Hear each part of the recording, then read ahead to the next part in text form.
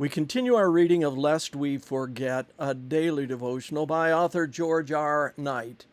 Today's reading, April 23, Redefining the First Angel's Message, Part 3.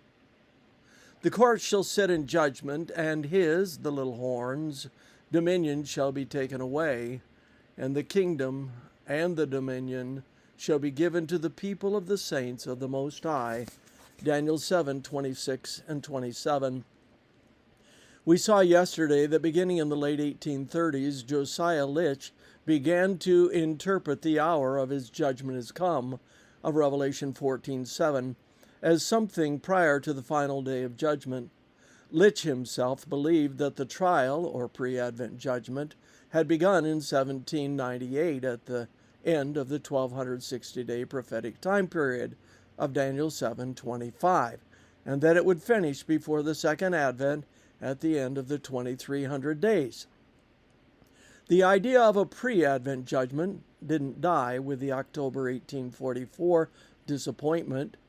Non-Sabbatarian Enoch Jacobs, for example, after discussing the breastplate of judgment worn on the Day of Atonement, stated in November 1844 that unless something as decisive as the setting of the judgment took place on the 10th day, October 22, 1844, the antitype is not yet given.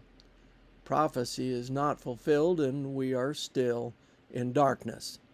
To Jacobs, the judgment sits before the personal appearing of Christ and resurrection of the saints. Again in January 1845, Apollos Hale and Joseph Turner called for a deeper understanding of the wedding parables.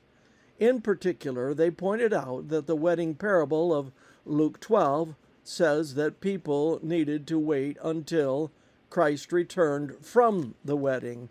They went on to note that the wedding parable of Matthew 22 has a judgment scene in which the king examines his guest to determine whether they are wearing a wedding garment.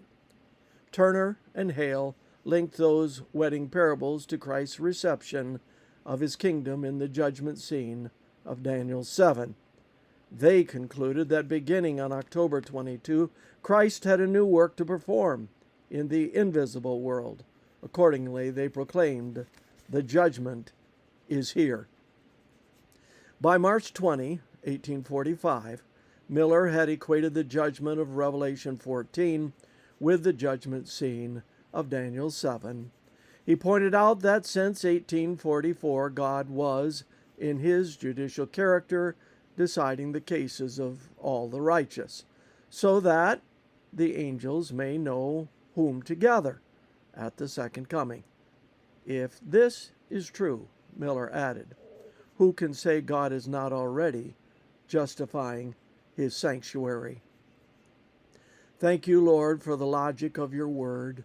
Thank you that you will eventually remove the selfish forces that have controlled this world and will set up an everlasting kingdom in which righteousness rules. This concludes our reading today of Lest We Forget.